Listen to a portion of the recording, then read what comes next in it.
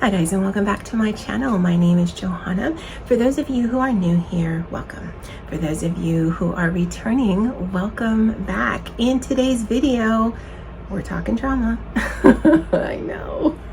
And if that is of interest to you, please stay tuned.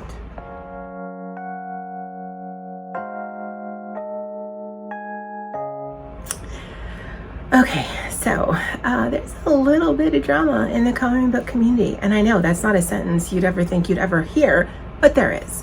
And so I wanted to give my thoughts on it, and I don't necessarily consider myself an insider or an outsider. I feel connected to the coloring book community, just like I feel connected to the Happy Planner, the Junk Journal, the Bullet Journal, the creative journaling communities in general, because those are communities that I like to watch. Those are communities that I like to create content about.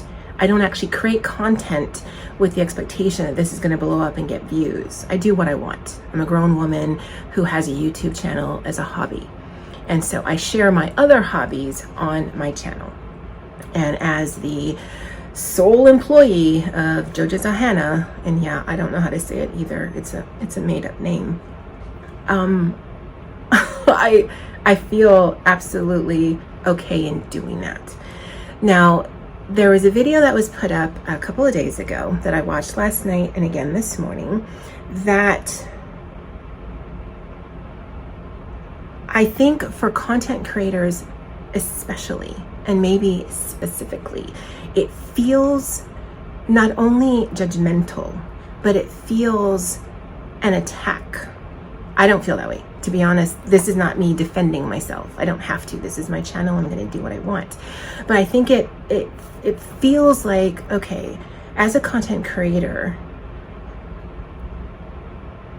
are you being authentic? And I say that because some of the things that she said in her video, I can see why they are quite triggering for people.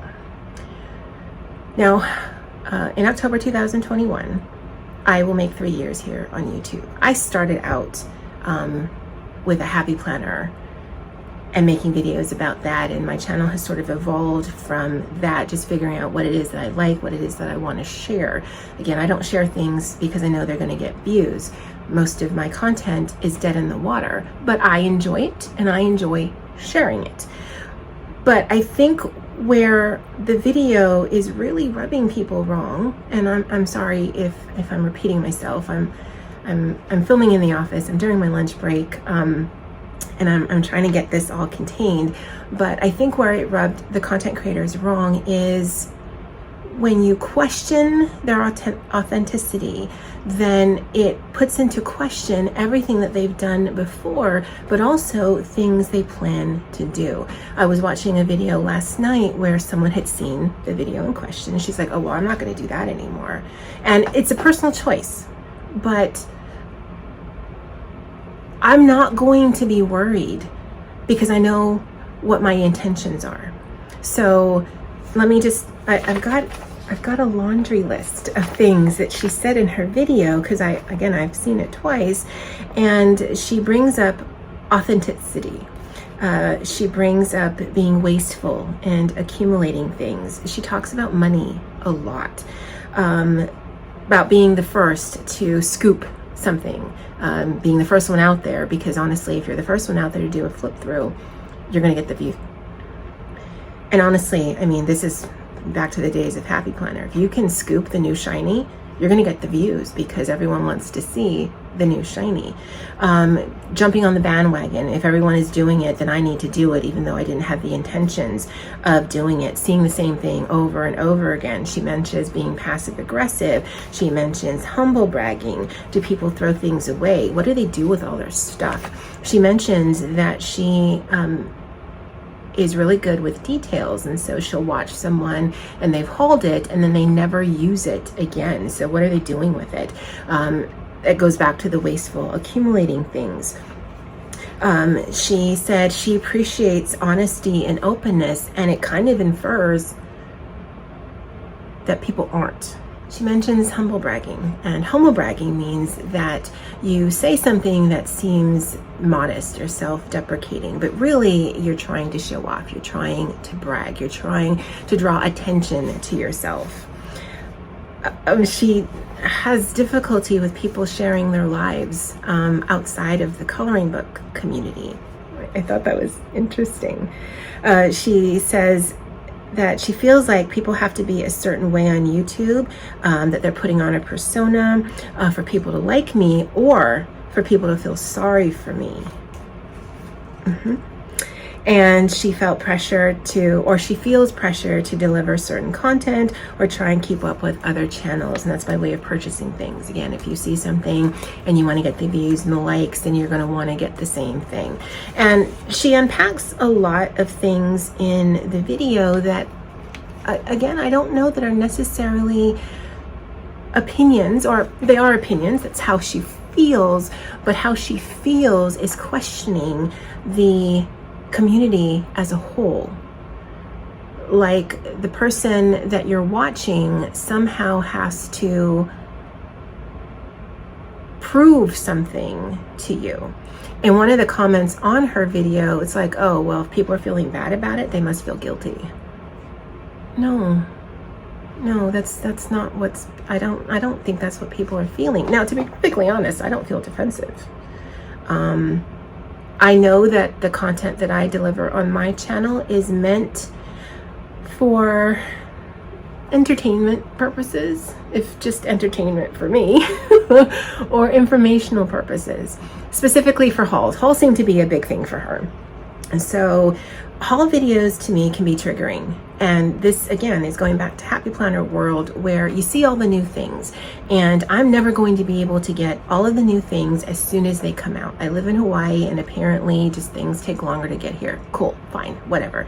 This is a lesson that I've learned from Happy Planner and it just sort of stuck with me. Now, I do get some of the, she says, well, people buy things that they weren't necessarily going to buy, but now they've seen it and now they want it. And that can be twofold. That can be, if we have the same thing, I feel like we're part of something bigger. And I felt that in Happy Planner world as well, where, okay, I color, I journal, I be creative by myself. And I'm assuming that most people are doing this as a solitary endeavor as well. But if we're sharing the same things, even if I know that you may not even know that I have this, then I feel it connects people, right? I also feel that there is this inherent assumption that the people watching are not adults and can't make decisions for themselves. From some of the things that she said, it's like, well, people are following the bandwagon and it's very cliquey. Cliquey assumes that you are part of the in crowd. I think there are people in the coloring book community who are actually friends in real life or who have built friendships because of their channels or because of Instagram. And so to assume that that's a clique, I think it sort of denigrates the friendships that have been made. To be perfectly honest, I have found the coloring book community to be more inclusive and diverse than any of the other communities that I feel connected to, just because unlike Happy Planner, which is difficult to get outside of the US or very costly, you can find coloring books in your area, your region, your language.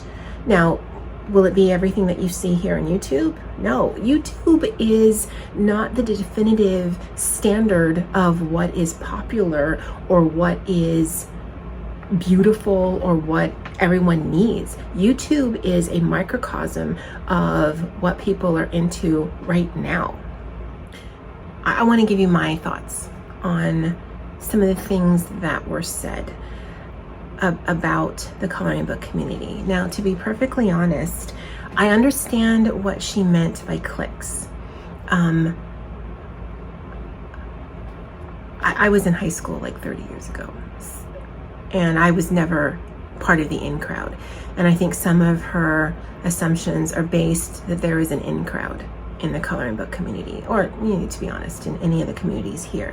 Now, there are certainly channels that are bigger, But I think any of the cliques that are being referred to truly are people who have developed friendships through their channels, through Instagram, or who actually know each other in real life. I have developed friendships on my channel with people I've never met. More than likely I will never meet in real life, and yet I wouldn't consider us a clique. If I'm referencing Andy, if I'm referencing Poet or Emma or Erica or Corey, it's not because, ooh, we're part of the in crowd, but it's more, these are people that I feel that I have developed a friendship with. It doesn't mean that, well, you're an outsider and you can't be one of the cool kids. It just means these are people that I can identify and relate to, and who can identify and relate with me. I don't know that there has been this feeling of, well, you can't sit at our table because you're not cool. To me, that is an assumption that is assumed. And I think that actually meant the same thing. I don't know that any of the channels that I watch, and I watch a ton of channels, ever are like, yeah, so I'm better than you, and I'm more loved than you, and I've got more stuff than you, and you can't be part of this group. So you can be part of a community and not have access to all of the same things. Now, do you see a lot of the same items here on YouTube? Yeah, you do. It's kind of the nature of YouTube. Like, oh, I saw it, I want it. Because for every person that you see who has a channel, you might see other people who have also gotten it, and they'll never post it. I don't know what exactly the problem is. Now, she does mention the accumulation of stuff and being wasteful, and how could they ever possibly have enough time to color in the things or use the things, or I've seen them haul the things and then I never see them use them. Well, I mean, I think they're called collectors for the aspect of they're collecting things. For me personally, it gives me a bit of anxiety to have tools that I don't use and coloring books that I don't color in. It also gives me a bit of anxiety to have journals that I don't use, or that I haven't given a name to. So because I understand that gives me anxiety, then I'm going to manage it accordingly. Not gonna lie, I love seeing people's collection videos. I love seeing what's out there. I'm not viewing those kind of videos like, oh, bragging, look at what I got. I look like, oh, that is very informative. It's also a little enabling, and I am very easily enabled. But again, I manage that because I have limited space and I want to be able to use what I have. But that's something that I do. That's something that I choose. I don't feel that people who collect items should feel defensive, or should feel that somehow they're doing something wrong, or should feel wasteful. The nature of a collector is to collect things, and to assume that they're being wasteful, or they're returning things, or throwing things away, I don't see how that impacts you. Now, as a viewer, I can see, oh, I can't be part of the coloring book community because I only have 2 coloring books and I've got the same pencils I had when I was in high school. That's not anything I've ever gotten from any of the channels that I watch. It's more of a creative outlet. And you might love coloring with colored pencils or with markers. You may love coloring with mixed media. You may hate all of that. You may just want to just unwind with a gel pen and a mandala book. All of that's valid. All of that's okay. When you're watching YouTube, it shouldn't be, this is the way things are and this is the standard in which you should achieve or strive for. It should be like, hey guys, we're sharing our passion and we're sharing our time and our energy and our creativity, and this is how I'm doing this and this is how I'm doing this. And I just got this thing, and yeah. She mentions Holbeins. So if you have been part of this community, Holbeins were the it thing a few months ago. And then like a month or 2 later, the Pastelos were the dupe of the Holbeins. Now, to be honest, I don't know if this is a surprise to anyone, but YouTube in general is very consumer driven. Now, do I feel like coloring book communities, happy planner communities, bullet journal communities, all of these communities are one long big commercial? No, it's not sustainable. And I mean that in the way that I don't see people continually buying. Now on my channel, I don't do a lot of coloring videos because I don't enjoy it. I will be doing some how I color videos because I want to share my process, not because I enjoy coloring on camera. I've learned over time that creating on camera is very taxing for me. And that's whether I'm doing a bullet journal or whether I'm doing a creative journal, a happy planner spread, whatever. Creating on camera is difficult. Having to talk through a process, having to be mindful of the lighting and how long the video is, and are you in frame, and are you making sense? That's a very taxing endeavor. So you're not going to see corresponding whole videos and I'm going to color in every single one, because again, that's another thing that she seemed to have exception with, take exception with. And to be honest, I don't know that anyone wants to feel that pressure. Okay, so I can only buy things that I'm going to use. Why? I'm a maximalist. I'm not a minimalist. Now, do I want to use all my things? Yes. Do I feel like I need to justify using all my things? Oh no. No, I'm a grown woman who's bought all her things. And whether I've bought them myself or on occasion I've gotten things from friends or family, it isn't about, and I've never felt that it's about bragging. It's about giving thanks publicly. And maybe that's where she takes exception, that people are publicly thanking the people in their lives. And I don't see it as bragging. And to be honest, it's a YouTube channel. This is not required watching. Click off, unsubscribe. You don't have to watch anything that you don't want to watch. I don't know if my tone is coming off correctly. I don't find the subject matter funny because I feel that content creators have felt attacked, especially in the coloring book community, especially when you are sharing your journey, and to feel like you are being judged, to feel, and then it goes beyond to the viewers who are like, oh, so are they not real? Or are they just doing this for the views? Are they just doing this for the this or the that? I can personally say I watch a ton of YouTube. I watch more YouTube than anything else. I watch a ton of people in the coloring book community. Small channels, big channels, it doesn't matter. If I feel I can connect with a YouTuber, I'm going to watch. And I don't know that anyone would do this because they are trying to make themselves something that they're not. I know that a lot of people in the coloring book community, especially more than any other of the creative communities that I watch, do this because it helps anxiety and stress. And to feel like what you're sharing isn't perceived as authentic, or even the inference that it might not be, is very disheartening. It's very hurtful,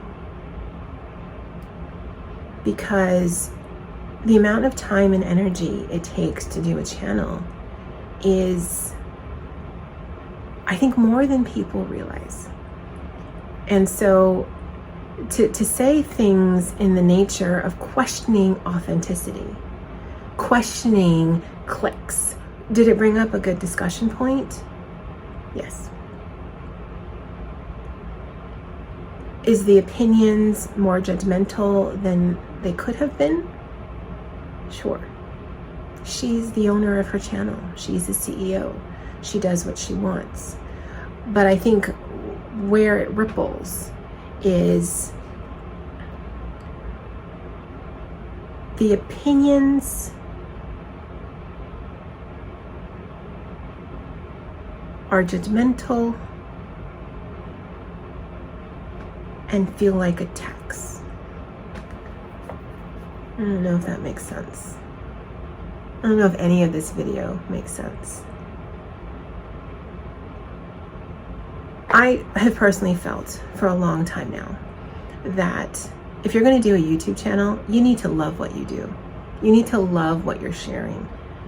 And if you are chasing views, then you're going to be in a difficult time, because people aren't always going to like what you want to talk about. Honestly, I share what I want.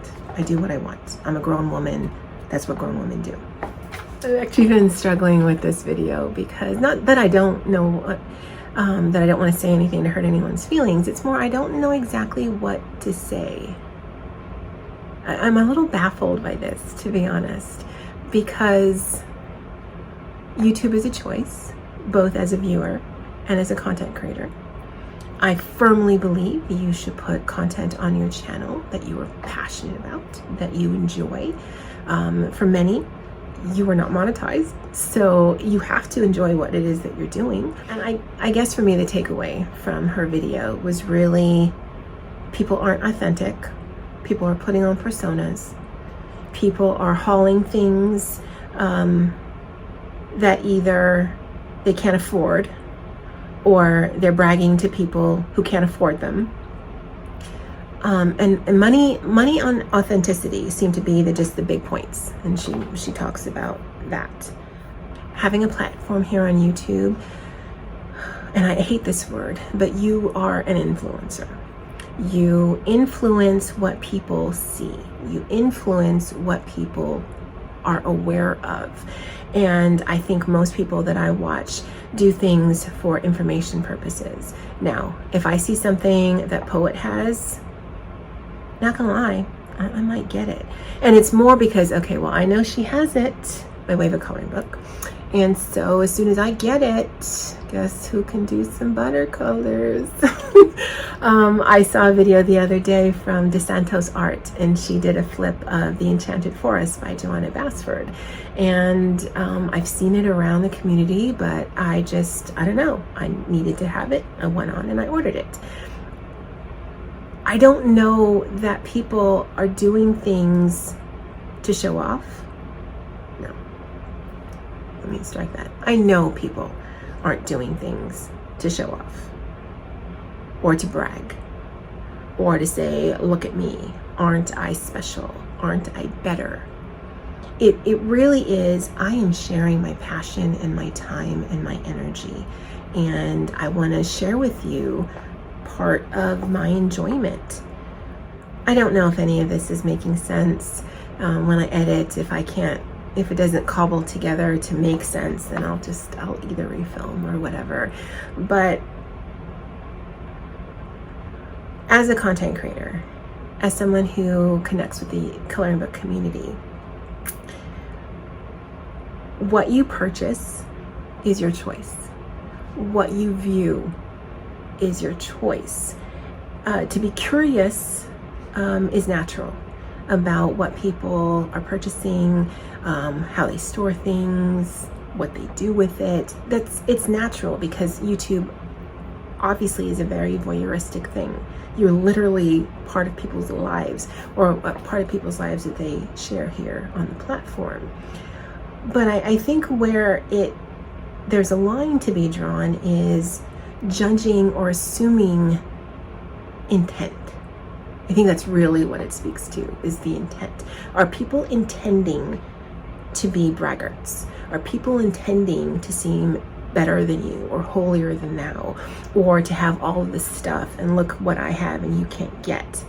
Or are people truly taking their time and energy and effort and money to share their passion? Now, yes, I have seen videos where it felt like a commercial. Like, I got this thing, and you should buy it too. Okay, well, I can choose to watch it, I can choose to buy it. That's the power that I have as a viewer. But as a content creator, I don't want to have to feel like I need to prove to you that I'm authentic, that I have to prove that this is truly my persona, that I have to prove to you that I really love this. If you don't like my content, if you don't like my channel, if you don't like what I'm saying, don't watch. It may not seem it by the length of my videos, but I don't want to waste your time. But this is my channel, and I will do what I am interested and passionate about. And I would advise anyone doing a YouTube channel to do the same. Don't chase the views, don't chase the subs, don't chase the likes. Do what you love. Share what you love. You'll find your people. I don't know if this video makes sense. I hope it does. I'd love to know your thoughts below. Please be respectful, not just of me, but if people have dissenting comments, be respectful of them. These are my thoughts, and when I give videos like this, I want to talk to you because I imagine the person on the other side of the camera, and I'm hoping you guys are having a great day. I hope you treat each other with kindness. Now, I'm more of a snarkosaurus than an inspirational, motivational type of person, but I think with this, I think showing a little kindness is needed. We all have our opinions. We all have the ways that we view things. We all have what it is that we enjoy.